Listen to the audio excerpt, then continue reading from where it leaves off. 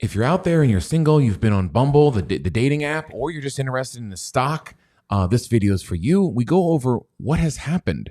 Why has Bumble, which opened with an IPO at $70-something, has fallen drastically, collapsed down under $50? Their Q1 earnings are in, Paul. They did really well. So in a world where you're seeing your friends making money on companies that have no revenue, but the stock price is going up, Paul, we have the opposite. Is we're doing well as a company, the stock price is plummeting. Tell me why. I mean, I know you're on Bumble. You're swiping all the time. You love this stuff. I don't know about swiping all the time. Mo's girlfriend, Go on. Nicole, how'd you guys meet? Bumble. Oh, she Bumble. reached out to you.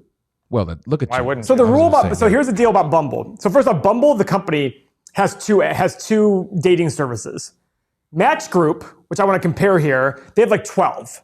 Match is the biggest online dating platform in the world. I think they own eHarmony now. So these are two companies that one is very established and one is really great. Like, with Bumble, so I think Bumble is considered like the classy version of dating. I mean, it's where women are going for a relationship. They reach out to you first. It's funny because Mo and I were on Tinder and we joke and say, man, we match with all these people and you message them and like 30% of them respond. So it's kind of nice with Bumble. You have to wait for them to, but even those ones, they don't always, you match with them and they're like, I'm not going to even have a conversation. But the thing that's interesting is if you would ask me, which dating service has the most hype, I'd say it's Bumble. And then you look at their stock price and you go from $75 down to $41.50, Uncle Seth. $41.50. This is, close to breaking in half here. I look at this saying, this is what I mean when I talk about, for some reason, at some point, the hype will stop. Bumble's a growing company, has a lot of potential. Match.com, Match Group does billions in revenue. Bumble does not. They have way more potential in this world. But why are they collapsing? What were their earnings reported yesterday? Do you know, Uncle Seth? Bumble surpassed analyst expectations on both top and bottom lines during the first quarter of the dating app's website. $1.69 earnings per share versus a loss of only 0.04 cents per share expected by analysts. 170 million in revenue compared to 164 million expected by analysts. So they crushed it. They absolutely crushed it. How's the market rewarding them today? Down 12%. Oh boy. So I look at this saying, guys, is this logical? Because all the hype stocks out there, if they even just cough better than they were expected, it's like, oh my God, Elon Musk, we thought he had the flu. Now he doesn't have the flu. The stock needs to go up $20 billion, right? I mean, literally these things happen. Here's a company that crushed it. Now, do I think Bumble's probably not worth what they're selling for? Probably not. I mean, 170 million in a quarter in revenue. That for the year is 700 million. And they're selling for $5 billion. It just seems expensive, maybe.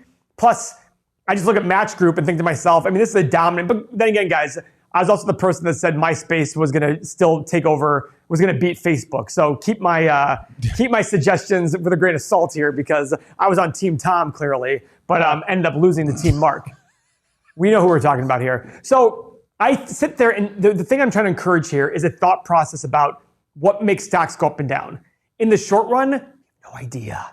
It's all hype. It's all voting. What's popular? For some reason, the market has taken Bumble and said, you're not popular anymore. We don't like you right now. I don't know why. And for those of you that just want to focus on stock price because you're short-term looking at things, they opened up here. They have never, since their IPO date on February 16th, they're down here. They've spent 8 days in any kind of uptrend, and this right here, that was their uptrend. So what does that mean? Nobody believes in them. They don't get any true volume coming into their stock, of buyers pushing them to the upside. Nobody's believing in this right now, even short-term investors. So right now they're making, what were their announcement? $1.70 in profit? Yeah, $1.70 earnings per share. Okay, so $1.70 earnings per share, guys. So let's say $1.70. Let's say they do it every quarter. How much is that?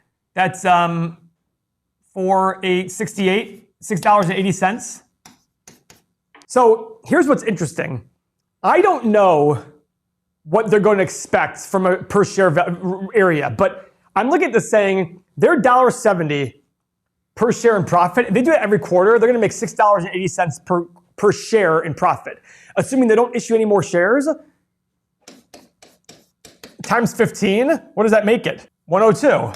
It's currently selling for 41. Is it a value play? Well, the assumption, I mean, there's a couple assumptions here. One is they're going to make I don't know how their seasonality of their earnings goes. Right, and issuing more shares. I mean, we've seen that the vast majority of these IPOs that we've looked through, they're issuing a lot of shares and on a frequent basis. So, and how does the seasonality of their profit? Let's go to Match Group. Let's go look at Match Group, because I imagine the financials will be kind of similar in how they look at things. So, financials. The 20 most popular dating apps, including Bumble and Match Group, saw a 13% year-over-year increase in active users in the fourth quarter of last year. And with the vaccines rolling out and things opening up, people are saying these dating sites will have a great year moving forward. See, 15 years ago, it was, you do dating apps. It was kind of like a weird thing. Yes. Now, when I meet people who don't meet on dating apps, I'm like, what the heck are you doing? I literally say, like, where'd you meet? At a bar? What are you doing at a bar meeting people? Like, literally, that's what I think about. I photographed 215 weddings over the past decade, and this shift has been, if you said you met online, it was quite embarrassing the first 5. And embarrassing? Now, I think people are like, yeah, we met online. It was embarrassing. Because our parents are probably against this. Our grandparents think this is silly. And now what is it? Oh, it's just every person. I mean, they're like proud to say like, which one literally, they're on. I look at people who don't meet online. I'm like, what are you doing? Like, why would you waste your time going to a bar? Literally, I think that. I'm like, why would you do that? Seriously. Keep going. I mean, I agree. So then I look at, so here's Match Group, guys, and here's their profit over the last year by quarter. Their last 4 quarters. 66 million, 132, 140, 175. They had a big loss, and I guess that makes sense. Maybe not. So it looks like it's pretty consistently growing. I mean, is it unreasonable to think that Bumble will have the same profit for 4 quarters? I don't know. I'm actually interested in this Bumble stuff.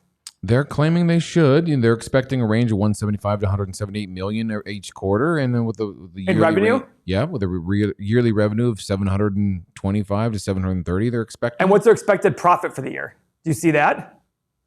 Well, that's a great question, right? That's where the money hits the rubber hits the road. So, guys, remember another thing. When we look at these companies, I try to go in with complete no awareness of what's going on. The reason being is I use the numbers as my filter.